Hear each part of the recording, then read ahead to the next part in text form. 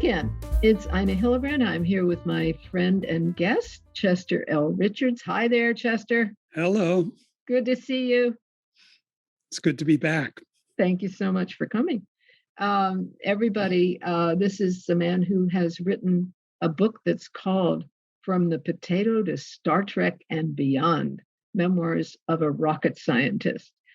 We have some stories about being a rocket scientist that we want to handle in these interviews, and today we're going to talk about one that's called system architecture.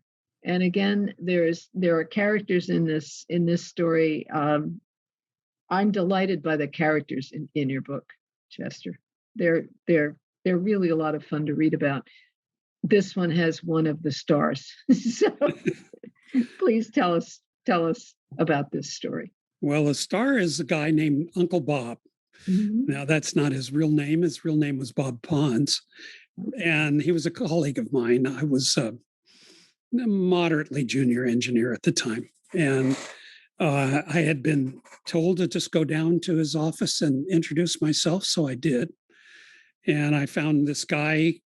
He was a Texan, a big guy. And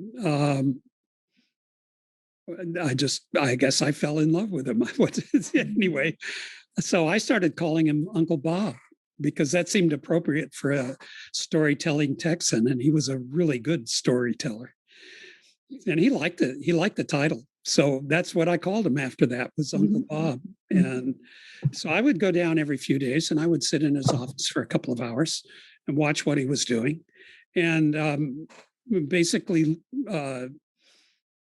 got a postdoctoral level of education in system engineering and system architecture from this guy, because he was a grandmaster system architect.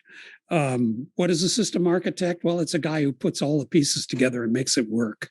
So the guy who designs a village and worries about the sewage and worries about, getting the food to everybody and all the rest of that stuff, that's a system architect. And that's been around for tens of thousands of years, at least as long as there's been any kind of a village or any kind of architecture. And the guys who build the rockets to put satellites into orbit, those are system architects as well. So any kind of engineering at the macro level, you're basically talking about system architecture. Mm-hmm. And Bob Pons was the grand master of that particular subject. Give you a little background on this guy. He was a student at Caltech. He got his bachelor's degree when he was 17 years old. Mm-hmm. And then he went on to, he joined General Motors out of Caltech. And he rose very, very quickly to, at a very young age, be the chief engineer of the Cadillac engine division of General Motors. Amazing. And if you don't know what the Cadillac engine division is, that's the division that builds all of the engines for all of the General Motors products. So whether you're talking about trucks or automobiles or even tanks or, any kind of vehicle that General Motors builds, they're all the engines come out of the Cadillac division. And Bob Pons was probably in his 30s when he was chief engineer. So that'll give you some idea of who this guy was. Well, he had some experiences with the head of General Motors, in which I talk about in the book a little bit, and it's a rather funny story, actually. And as a consequence of that, he called up his acquaintance, Henry Ford, and he had a standing offer from Henry Ford to go work for Henry. So he took up that offer, and Henry says, well, I want you to build an engine that will win every race in the world. And Bob says, okay, fine. So he said, but I can't do it here in Dearborn. I mean, Dearborn's much too stuffy a place. There's too many people looking over your shoulder. Mm-hmm. So he moved his organization from Ford down to Newport Beach, to the aeronautics division of Ford Motor. And that's where I was working. And that's how I got a chance to become acquainted with him. So he built an engine that went into the Carroll Shelby's cars. And if you've seen the movie Ford versus Ferrari, the engine that they talk about was Bob Pons's engine. He and his crew built that engine. And it's the engine that absolutely wouldn't quit, that not only beat the Ferrari engine, which tended to burn out, but also beat Porsche and everybody else.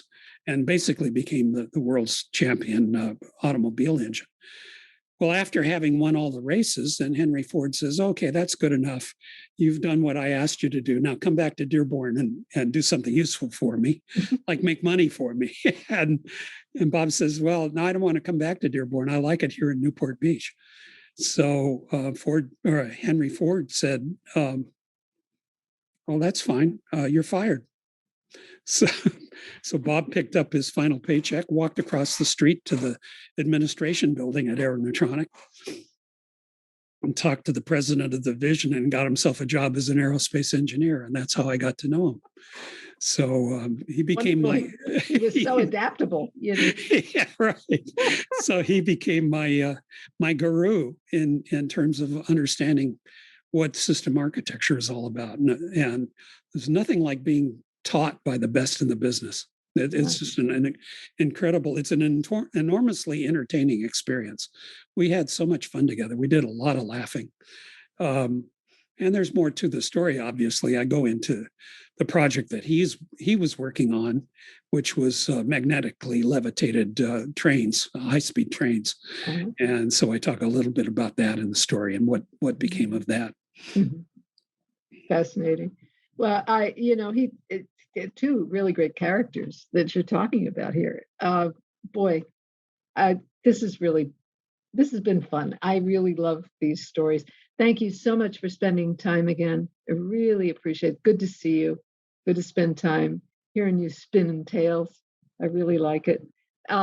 Everybody, thank you so much for tuning in. I'm Ina Hillebrand.